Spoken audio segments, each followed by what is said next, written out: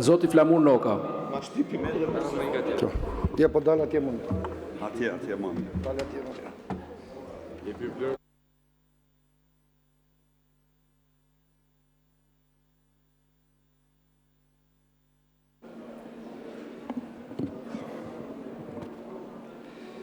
Edhe faleminderit nuk them dot se e ke drejtuar këtë seancë si gjitha seancat, dhe më thonë në mënyrë më të turpshme të mundshme, por qytetarëve dhe kolegëve të mi do t'i drejtohem të nderuar kolegë, zonja e zotri, ky parlament, siç e shikoni, është për turp dhe faqe të zezë. E keni katandisur, e keni poshtruar këtë parlament në atë shkallë, sa që qytetarëve ju vjen turp kur ju shohin. A di çfarë është? I njihni proceset e transformimit. Proceset e transformimit ky parlament po i kalon. E keni zegjinizuar këtë parlament. E dini ç'do thotë zegjinizim të parlamentit. Zoti Noka, ju lutem kontrolloni fjalorin. Zegjinizim. Çfarë keni bërë këtij parlamenti? Kur dëgjon, për shembull, kur dëgjon atë parafolsin, të vjen turp që je në këtë sallë. A i vjen herë me ilaqet pira, herë me ilaqet papira, kur ishim ne në pushtet, herë ma silte Shpëtimi Drizi si qam, herë ma silte Vangjel Dule si grek, herë ma sillnin si lab, dhe kur më kanë thonë që është këtu, kam thonë, ore, çfarë është ky njeri se di domethënë. Disa herë ma sillnin me ilaqet pira, herë me ilaqet papira, në zyrën time po flasën. Pra, e kupton çfarë keni bërë këtij parlamenti.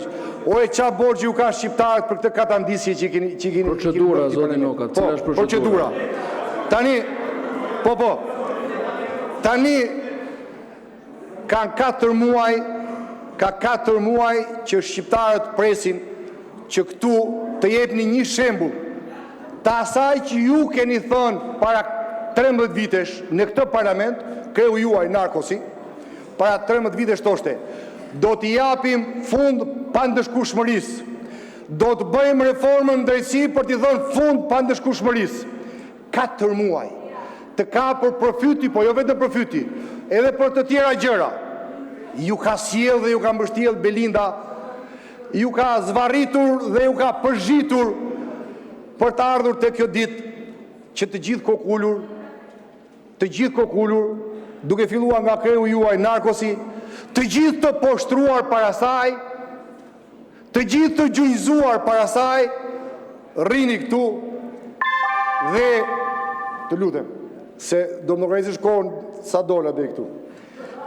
Të gjithë këtu ju rrini, e disi të rrini, faqe zezë, si me qenë eunuk në oborrin e një sultani, të cilët nuk kanë këllqe për asgjë tjetër, vetëm për të qenë shërbëtor dhe shërbëtor. Shiko ku është një mega skandal. Mbaroj koha. Po çfarë ju lutem tani? Urdhro? Okej, përfundoni fjalinë. Shqiptarëve vetëm një gjë do t'ju themi. Ju të dashur qytetarë të këtij vendi, keni provuar burg për 5.000 lekë të vjetra që s'keni patur mundësi të paguani energji. Keni provuar burg për një qati që keni rikonstruktuar. E kanë futur sot në ligj edhe burg për parkim dysh. Pra për ju vetëm termi burg ka ne mbi kokën tuaj 13 vjet nga kjo band plaçkicish. Ndërsa kur vjen puna te këta, jo. Ju jeni qytetarë dorës dytë, ndaj ju keni burgun, ligjin. Për këta s'ka ligj, sepse këta janë maliqi.